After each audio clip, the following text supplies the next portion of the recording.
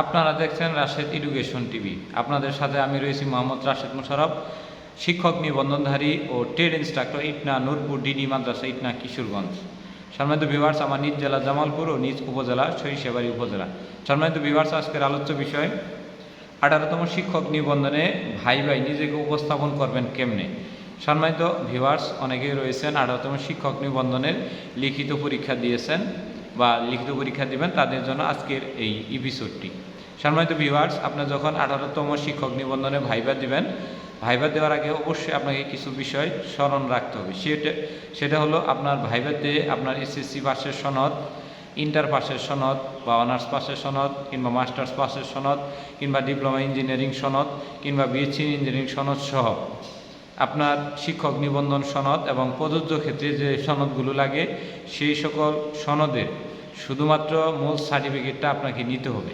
নেওয়ার পরে এই মূল সনদটা ফটোকপি করবেন এবং ফটোকপি করে প্রথম শ্রেণীর সরকারি কর্মকর্তা দ্বারা 1 কপি আপনাকে সত্যায়িত করতে হবে। তারপরে আপনি এই ধরনের নাম্বারপত্র সত্যায়িত করবেন, অর্থাৎ এসএসসি নাম্বারপত্রটি সত্যায়িত করবেন। এক্ষেত্রে আমি একটি বলে দেই, যারা অনার্স সিস্টেমে পড়াশোনা করেন কিংবা মাস্টার সিস্টেম কিংবা ডিপ্লোমা ইঞ্জিনিয়ারিং সিস্টেম, অর্থাৎ যাদের 7টি বা 8টি নাম্বারপত্র বা মার্কশিট রয়েছে, তারা সর্বশেষ 8মতম মার্কশিট দিয়ে সামষ্টিক অর্থাৎ সব মিলিয়ে যে একটি মার্কশিট হয় সেই মার্কশিটটি সত্যায়িত করলেই হবে। 8টি মার্কশিট আপনাকে জমা দিতে হবে না। এটি করলেন। আরেকটি বিষয় আমি আপনাকে বলে দিই যে আপনি যদি অনার্স পাস দিয়ে করেন, তাহলে যদি কোনো কারণে আপনি মাস্টার্সের আগে পাস করে ফেলেছেন, মাস্টার্সের সনদ কিন্তু সেখানে জমা দেওয়ার দরকার নেই। তো সব ধরনের সনদ আপনি কী করলেন, প্রথম শ্রেণী কর্মকর্তা দ্বারা সত্যায়িত করে আলাদা একটা সেট বানাইলেন এবং মূলটি আলাদাভাবে রাখলেন। রাখার পরে আপনাকে, যদি আপনি পুরুষ হন তাহলে বা পুরুষ প্রার্থী হন, তাহলে আপনাকে কী করতে হবে, ফর্মাল ড্রেস পরতে হবে। যদি আপনি শেভ করে যান তাহলে শেভ করবেন, দাড়ি থাকলে দাড়ি মতো থাকবে, চুল ছোটো করে যাবেন এবং ফর্মাল ড্রেস অর্থাৎ আপনার শোপাই দিয়ে যেতে হবে এবং আমরা যে সচরাচর ইঙ্ক করে এইভাবে যেতে হবে, বেল পরে ইঙ্ক করে আপনাকে যেতে হবে। এবং যদি সেটি করোনার সময় হয় তাহলে কিংবা দুর্যোগপূর্ণ আবহাওয়া হয় তাহলে অবশ্যই মাস্ক নিয়ে যাবেন, একটি মাস্ক অবশ্যই সাথে নিয়ে যাবেন। নিয়ে যাওয়ার পরে এনটিআরসির অফিসে, ধরেন সকাল 10টায় যদি পরীক্ষা হয়, অবশ্যই এনটিআরসির অফিসে সকাল 9টার মধ্যে উপস্থিত হবেন। কোনো কারণে 10টার পরে বা 10টার দিকে উপস্থিত হবে না, কারণ আপনার উপস্থিত হওয়ার আগে আপনাকে এই এনটিআরসির অফিসে আধা ঘন্টা আগে বা 40 মিনিট আগে আপনাকে অফিসে বসতে দেওয়া হয়। আপনি কিন্তু তখন সেই সিটটি পাবেন না, অর্থাৎ কোথায় আপনাকে বসতে দেওয়া হয়েছে, কোথায় ভাইবা হচ্ছে বা কয় নম্বর বুথ, এটা জানতে পারবেন না। সেক্ষেত্রে আপনাকে কিন্তু যদি দেরিতে যান, সেক্ষেত্রে কর্তৃপক্ষ যদি আপনাকে ফেল বা অকৃতকার্য ঘোষণা করে, তখন কিন্তু আপনার সেক্ষেত্রে কিছু করার থাকবে না। সবগুলো নিয়ে যাওয়ার পরে আপনি ভাইবা দিবেন। আরেকটি বিষয়, আপনি যেখানে বসতে দিবে, বসা অবস্থায় কারোর সাথে হট্টগোল, আলাপ আলোচনা কিংবা ঠাট্টা মস্কারি এগুলো করার কোনো কিছুর দরকার নেই, অর্থাৎ চুপচাপ বসে থাকবেন। আপনি যদি তুতুলা হন, অর্থাৎ আমরা যেটা বলি যে কথা বলতে যাই, যদি আপনার ভিতরে জড়তা থাকে তাহলে এই পেশায় না আসাই ভালো। জড়তা থাকলে এই পেশাতে অধিকাংশ ভাইবা প্রার্থীদের ফেল করানো হয়। তো যাই হোক, যদি ভাইবা দিয়ে ফেলান সেই বিষয়টি ভিন্ন, কিন্তু আমাদের যেটা বলা রয়েছে যে তুতুলা বা জড়তা থাকলে তাদেরকে ভাইবাতে অকৃতকার্য করেন। শিক্ষকতা পেশায় আপনাকে পড়াশোনা করতে হবে, প্রচুর কথাবার্তা বলতে হবে। সেক্ষেত্রে যদি আপনি না বলতে পারেন বা অঙ্ক ইংরেজি শিক্ষক হন, বাংলা সাধারণ জ্ঞান যেটাই হন না কেন, সেই ক্ষেত্রে কিন্তু আপনি স্টুডেন্ট পড়াইতে পারবেন না।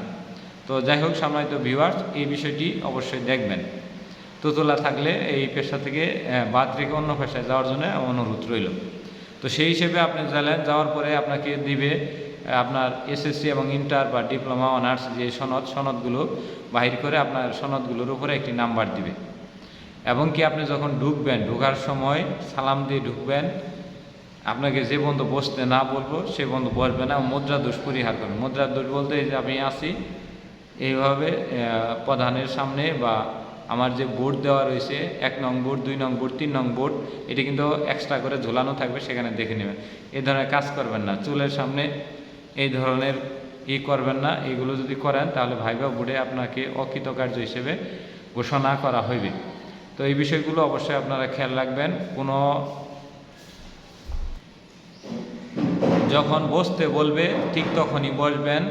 যে বিষয়টা পারেন না সেটা সরি স্যার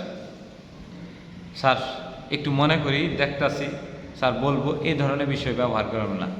আপনাকে যদি কোনো কূট বাক্য বলে, সরি স্যার, বুঝতে পারিনি, সরি স্যার, এর বাহিরে কোনো কিছু বলতে যাবেন না।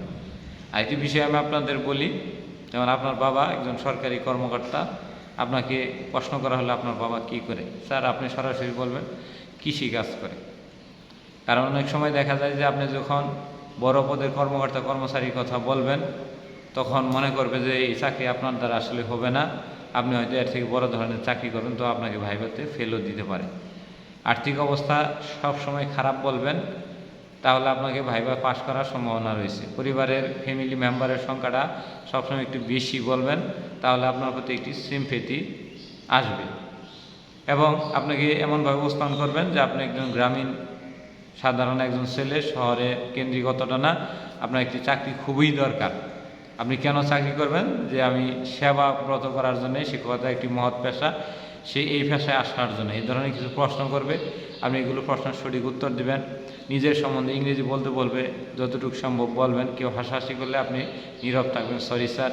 যদি কেউ বারবার প্রশ্ন করে, আপনি বারবারই উত্তর দেওয়ার চেষ্টা করবেন, বা তাকে বলবেন না যে স্যার আপনি থামেন, আরেকজন করুক, পরে আপনি করেন। এই ধরনের পণ্ডিতি করবেন না, বা আপনি যেটা বলছেন সেটাই ভুল, আমারটাই সঠিক, এই ধরনের ভাইবা উড়ে যায়। কোনো বিতর্ক বা তর্কে জড়াবেন না। ওনারা যদি ভুল বলে ওইটাই সঠিক, ওনারা সঠিক বলে ওইটাই সঠিক। আপনি যেটা পারেন সেটা উত্তর দেবেন, যেটা পারেন না সেটা উত্তর দেবেন না।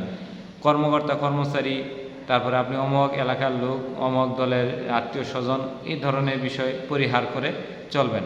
তাহলে আপনাকে ভাইভাতে আপনাকে পাস অবশ্যই দিবে। কিন্তু আপনি যদি নিজেকে বিশাল বড়, পারিবারিক অবস্থাও বিশাল, এবং আপনি নিজেও এর থেকে আরও বড় ধরনের চাকরি করেন, তাহলে এগুলো, আর যদি কোনো ধরনের বেসরকারি চাকরি বাকরি করেন, সেগুলো বলবেন না।